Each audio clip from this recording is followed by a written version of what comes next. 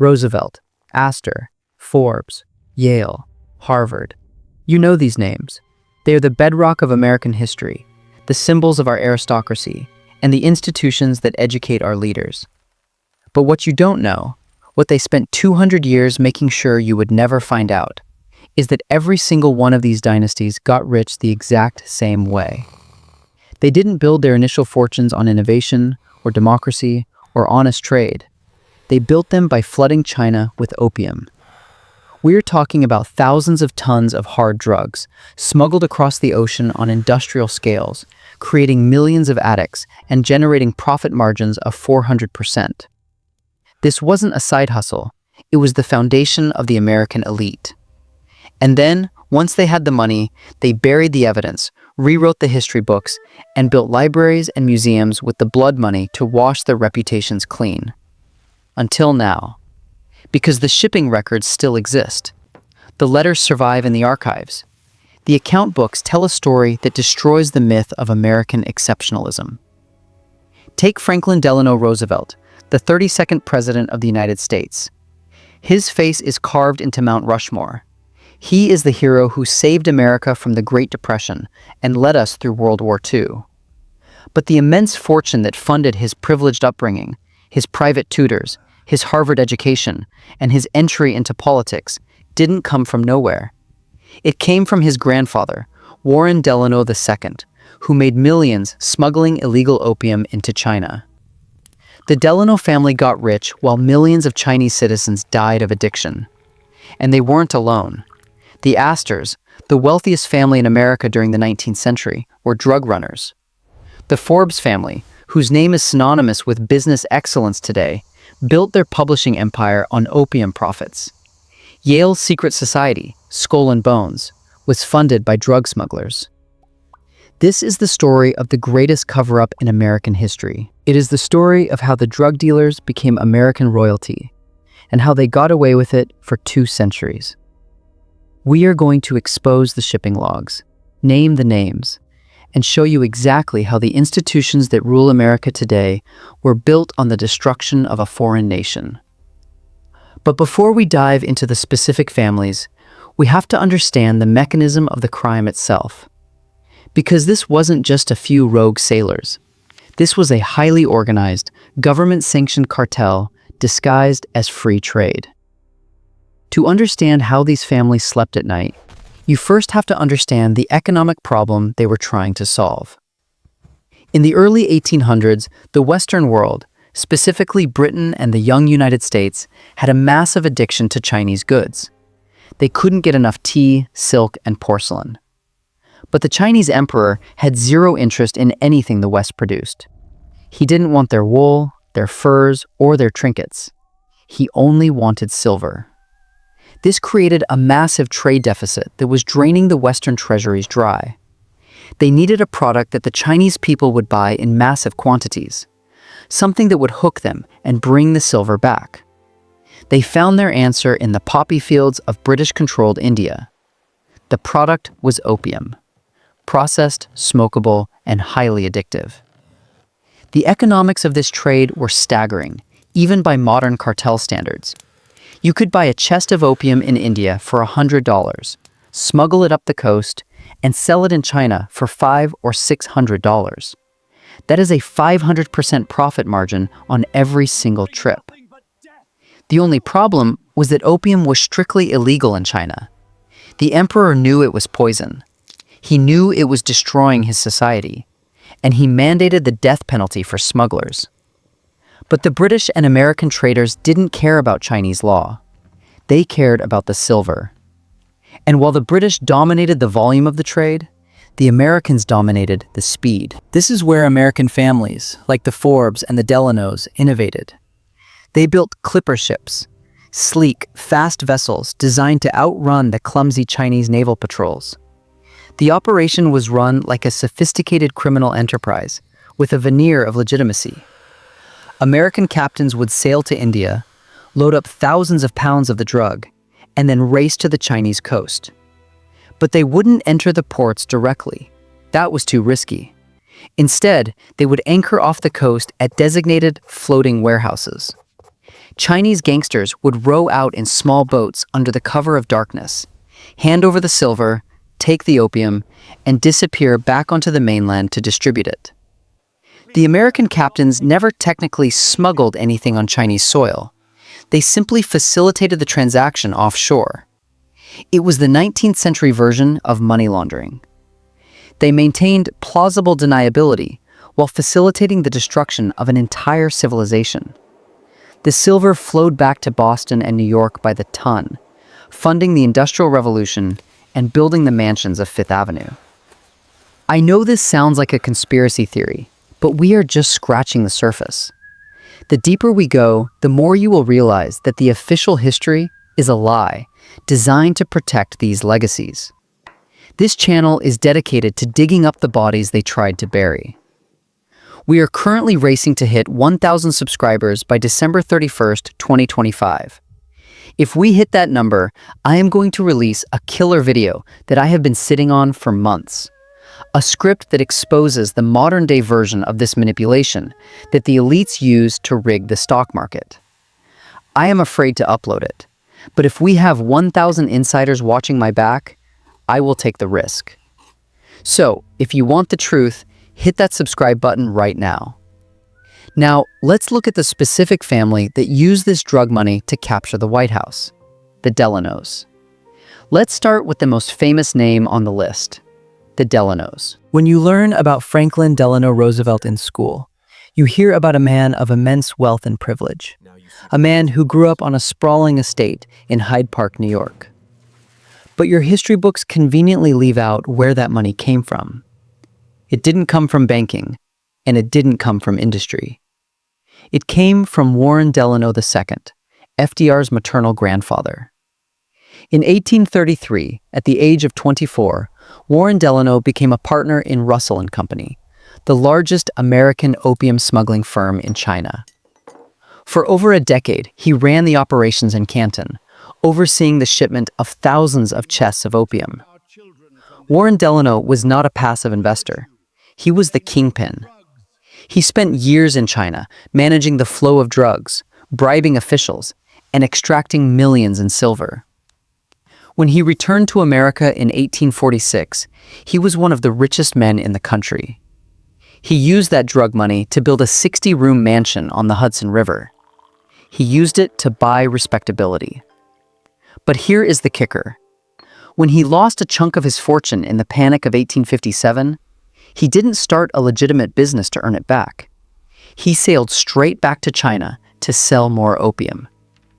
He explicitly wrote in letters that he didn't care about the morality of the trade. He only cared about the profit. This is the fortune that paid for FDR's childhood. It paid for his sailboats, his trips to Europe, and his education at Harvard. The political career of arguably the most beloved president in American history was financed by the destruction of Chinese families. And the irony is sickening. In 1935, while he was president, FDR signed some of the first strict federal drug control laws in U.S. history. The man whose entire life of luxury was funded by trafficking narcotics spent his presidency criminalizing drugs for the common man. But the Delanos were just one piece of the puzzle. There were other families, even richer and more powerful, whose names are plastered on the buildings of New York City today. If you walk through New York City, you will see the name Astor everywhere. Astor Place, the Waldorf Astoria Hotel, the New York Public Library. John Jacob Astor was the first multimillionaire in the United States. If you ask a historian how he made his money, they will tell you the fur trade. And that is true. He started with furs. But furs were just the cover story for the real engine of his wealth. By 1816, Astor was participating in the opium trade. He realized that selling furs to China was slow money, but trading Turkish opium for Chinese silver was fast money. His ships, like the Macedonian, carried thousands of pounds of the drug. By the time he died in 1848, he was the richest man in America, worth $20 million, about $100 billion today. A massive chunk of that liquidity came from poisoning the Qing dynasty. His great-grandson, John Jacob Astor IV, died on the Titanic as American royalty, his status secured by the drug money of his ancestor. Then there is the Forbes family. Yes, that Forbes. The family behind the magazine that celebrates capitalism and the richest people in the world. The family patriarchs, John Murray Forbes and Robert Bennett Forbes, were not just investors. They were captains. They sailed the clipper ships themselves. They worked for Russell and Company, the same cartel as the Delanos. They made their initial fortune running opium during the 1830s and 40s, then brought that cash back to Boston to invest in railroads and technology. The modern Forbes media empire sits on a foundation of 19th century drug profits. John Murray Forbes is celebrated today as a philanthropist and a railroad tycoon. His statue stands in Boston. But there is no plaque on that statue that mentions the thousands of chests of opium he delivered to addict millions of people. It has been scrubbed from the record. And it wasn't just families that were built on this trade. It was the very institutions that define American elitism. It wasn't just private bank accounts that got fat off the trade. It was American higher education. The opium profits were so vast that they needed to be laundered into something respectable. And what is more respectable than a university? Take Yale University. One of its most famous campus buildings is Russell Hall. It is named after the Russell family, the founders of Russell and Company, the very same opium cartel that employed the Delanos and the Forbes. But the connection goes deeper than just bricks and mortar. It goes into the secret heart of the American establishment. In 1832, William Huntington Russell, a cousin of the opium lord Samuel Russell, co-founded the Skull and Bones secret society at Yale. This is the society that has produced 3 U.S. presidents, including both Bushes, Supreme Court justices, and CIA directors. The society was originally funded by the Russell Trust Association, an endowment built directly on the profits of the opium trade. The skull and crossbones flag flown by the society isn't just a pirate symbol. It is a nod to the smuggler ships that built their power base. Note: use Yale Skull and Bones imagery here instead. The education of America's ruling class was subsidized by the destruction of China's ruling class. This raises an uncomfortable ethical question that nobody wants to answer. When we talk about history, we often talk about accountability. So I want to hear your opinion. Considering that the endowments of these universities and the wealth of these families were built on an illegal drug trade that killed millions, should these institutions be forced to pay reparations to the Chinese people today? Go to the comments right now and type yes or no. I read every single comment, and I am genuinely curious if you think the statute of limitations has run out on this crime. Because while they were building libraries with drug money, they were simultaneously working to make sure you went to prison for doing the exact same thing. Here is the most infuriating part of this entire story. It isn't just that they sold drugs. It's what they did after they made the money. Once the Delanos, the Astors, and the Forbes families had secured their place in the American aristocracy, they pulled up the ladder behind them. In the early 20th century, the mood in America shifted. Chinese immigrants began arriving in U.S. cities, and with them came the opium dens. Suddenly, the drug wasn't just a profitable export to a foreign land. It was a moral vice threatening white American society. The elites didn't want their own workers addicted, and they certainly didn't want any competition from lower-class dealers. So, the very class of people who built their mansions on drug profits led the crusade to ban drugs for everyone else. The United States spearheaded the international movement to prohibit opium. The Harrison Narcotics Tax Act of 1914 effectively criminalized the distribution of opiates. And who was one of the loudest voices for law and order? Franklin Delano Roosevelt. As president, FDR oversaw the expansion of the Federal Bureau of Narcotics. He signed the Marijuana Tax Act of 1937. He treated drug use as a criminal contagion that needed to be stamped out with police force. Think about the cognitive dissonance required to do that. The man sitting in the Oval Office, whose inheritance came from an organized criminal enterprise that addicted millions, was now signing laws that would put a poor man in prison for possessing a single ounce of the same substance. This hypocrisy set the template for the next 100 years of American policy. The families that profited from the drug trade became the establishment, while the people who used the drugs became criminals. We saw this play out again in the 1980s with the crack epidemic, when journalist Gary Webb exposed that the CIA had turned a blind eye to cocaine trafficking to fund the Contras. He was destroyed by the establishment media. But the logic was the same as the 1800s. When the government or the elite do it, it's geopolitics or trade. When you do it, it's a felony. To understand the scale of this double standard, we have to look at the numbers. Conservative estimates suggest that American firms made between $50 million and $100 million from the China trade. Adjusted for inflation and investment growth, that is billions of dollars in today's purchasing power. Imagine if a group of billionaires today, let's say the Sackler family or a modern cartel, was caught flooding a foreign country with fentanyl, killing millions, and then using the profits to endow Harvard and build the Waldorf Astoria. And then, 100 years later, their grandchildren were elected president and lectured you about the dangers of drugs. That is not a hypothetical scenario. That is the literal history of the United States. We are living in the world that opium built, governed by the descendants of the dealers. And while America has conveniently forgotten this, there is one country that remembers every single detail. Here is the final piece of the puzzle. In America, the Opium Wars are a footnote. Most people couldn't even tell you who fought in them. But in China, they are the core of their national identity.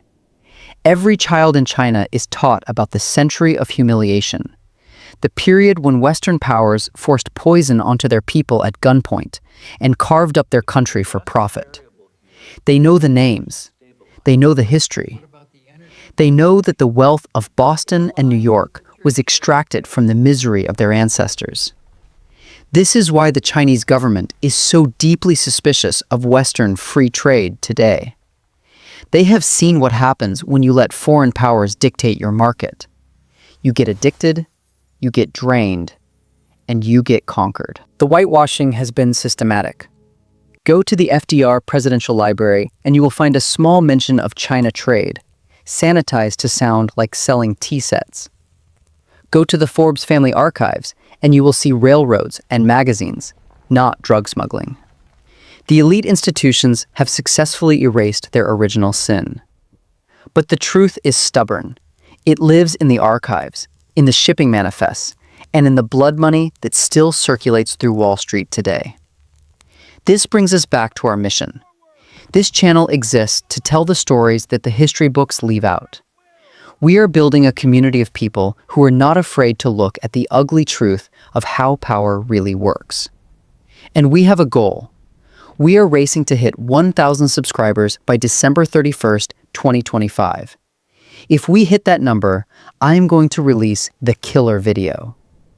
This is the script I have already written that exposes the modern version of this manipulation, how the elites are rigging the financial system right now in 2025. I am genuinely afraid to upload it because it attacks the people who own the platforms. But if we hit 1,000 insiders, I will take the risk. So you have a choice. You can believe the sanitized version of history where every billionaire is a self-made genius. Or you can click that subscribe button, join the insiders, and learn the truth about the dynasties that rule us. The opium lords got away with it for 200 years. Let's make sure they don't get away with it for another century. Before I go, I want to say something directly to you. Stories like this can make you cynical. It's easy to feel like the game has always been rigged, so why bother trying? But knowing the truth isn't about being cynical. It's about being armed. When you know where their money comes from, you stop worshiping them. You stop believing that they are better or smarter or more moral than you. They are just people who found a ruthless edge. And now that you know the game, you can stop playing by their rules and start playing by your own. We are going to uncover every lie they told, one video at a time. So hit that button and let's get to work. Class dismissed.